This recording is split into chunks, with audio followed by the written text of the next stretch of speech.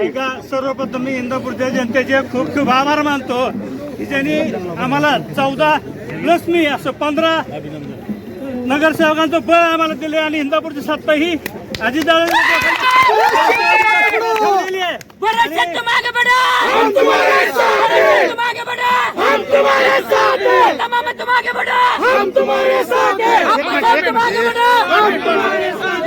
आणि येत्या 5 वर्षामध्ये आम्ही मामांच्या आणि आप्पासाहेबांच्या नेतृत्वाखाली इंदापूर शहराचा चेहरा मोहरा बदलू हे आश्वासन त्या निवडणुकीत दिलं तेच आम्ही पाळू आणि आमच्यासाठी ज्या ज्या ज्ञात अज्ञात लोकांनी कष्ट केले त्या सगळ्यांचे मी आभार मानतो आणि सगळ्या मतदारांचे आभार मानतो।